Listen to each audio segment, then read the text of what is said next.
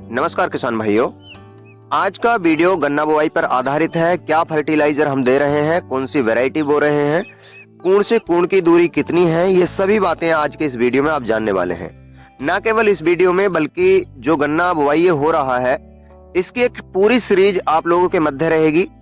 निराई गुड़ाई, पहली सिंचाई पर क्या खाद दे सकते हैं, स्प्रे कब कब लगना है, कब कब क्या क्या चीजें हम इस गन्ना की बेहतरी के लिए कर सकते हैं या करते हैं, जिससे हमारे गन्ने के अंदर एक तो रोग कम आए, दूसरा उत्पादन ज्यादा मिले। उन सभी वीडियो के माध्यम से एक सीरीज के रूप में आप सबके लिए इस चैनल पर इस खेत का, इस वैरायटी का वीडियो आता रहेगा। सबसे पहले हम बात करते हैं, हमने खेत को बहुत अच्छे से तैयार कराया है, देसी जो खाद होता है वो भी डाला हुआ है और कूण से कूण की जो दूरी है वो है 2.5 फीट।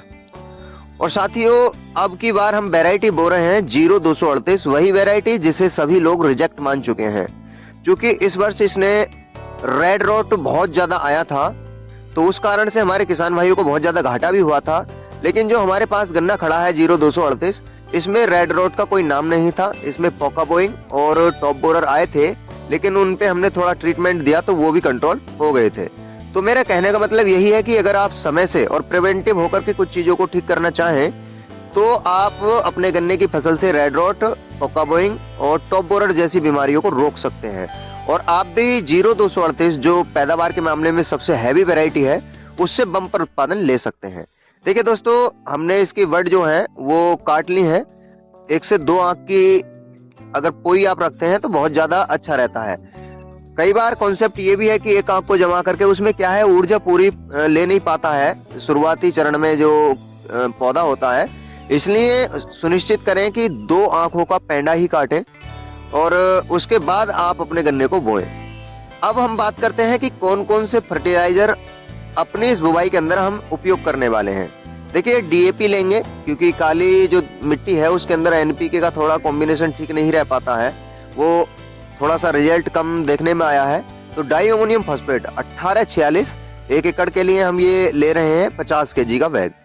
अभी इसे 2 बार में मिलाएंगे। दूसरा है सुपर फास्फोरस है इसके अंदर, और सबसे बड़ी बात यह है, दयाल का है, इसके अंदर जो बैक्टीरियल मोबिलाइजेशन है। कहने का मतलब ये है कि ये जो फास्फोरस तत्व होता है बहुत ही कम चलायमान होता है और इसके अंदर ऑलरेडी इस तरीके की बैक्टीरिया मौजूद हैं जो फास्फोरस को चलायमान बनाने के लिए उत्तरदायी होते हैं। तो फास्फोरस की आप मात्रा ले सकते हैं 1 बैग 1 एकड़ के लिए, जो लगभग 20 केजी का आता है। दूसरा हम ले रहे हैं सुपर एक्शन पोटास। आप इसमें देख भी सकते हैं, जैविक है और ये भी दयाल का हमने लिया है। क्योंकि इसके रिजल्ट हमें बेहतर देखने में आए हैं तो इसलिए हमने दयाल का सुपर एक्शन पोटास लिया है और फास्फोरस लिया है।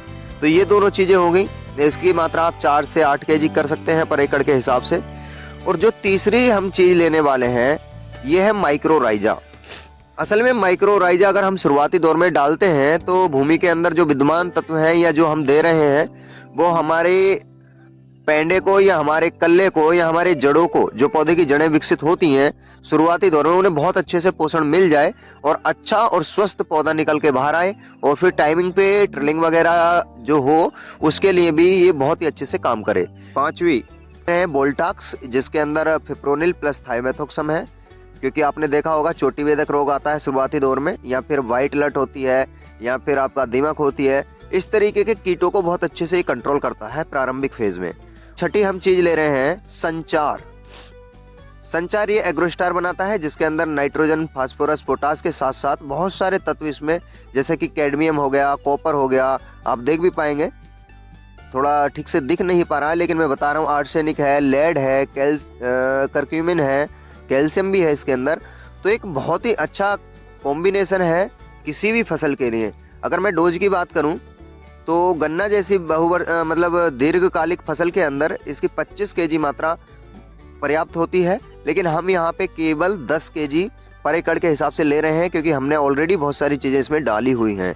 तो आप भी इन सभी फर्टिलाइजरों को एक साथ मिक्स करके, और देखिए दोस्तों, हमने सल्फर को होल्ड किया है क्योंकि सल्फर कई बार जो हमारा कॉम्बिनेशन होता है उसके साथ सामंजस्य बिठाने में ठीक नहीं हो पाता है, तो इसलिए हमने सल्फर को पहली सिंचाई के समय, जब हम पहली यूरिया देंगे उस समय प्रिपेयर करते हैं और उसी के आधार पर हम अपनी फसल को आगे बढ़ाएंगे।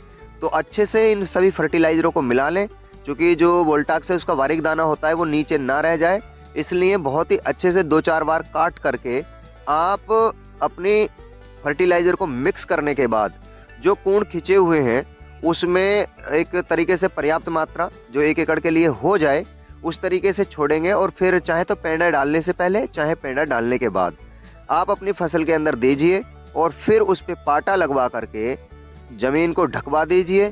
तब आपको देखने में आएगा आपकी फसल का जर्मिनेशन इतना लाजवाब होने वाला है। और साथियों, शुरुआती दौर में अगर हम इतना मैनेजमेंट कर लेते हैं तो एक तो जर्मिनेशन ठीक होता है, दूसरा ट्रिलिंग बहुत अच्छी होती है और जो रोग आने की संभावना है वो भी कम से कम हो जाती है।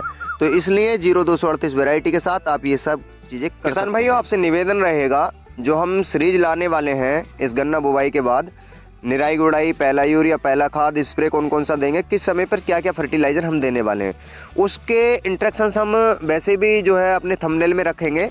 #1 करके ये वीडियो रहेगा और आने वाले जो भी वीडियो रहेंगे उस पर 2, 3, 4 इस तरीके से रहेंगे और आप भी देख पाएंगे कि हम एक प्रॉपर चार्ट को कैसे फॉलो करें और फिर उसका उत्पादन कितना रहने वाला है। इसलिए आपसे निवेदन है, अगर इस वीडियो की जानकारी आपको अच्छी लगी हो तो हमारे वीडियो को लाइक करें, लगे कि ये चीज़ शेयर करने योग्य है तो शेयर भी करें और साथ ही हमसे जुड़ने के लिए हमारे यूट्यूब चैनल को सब्सक्राइब भी कर लें और अन्य वीडियो के नोटिफिकेशन आपको मिलते रहें, इसलिए बेल आइकन बटन को प्रेस भी कर लें। तो आज के वीडियो में केवल इतना ही। नमस्कार साथियों।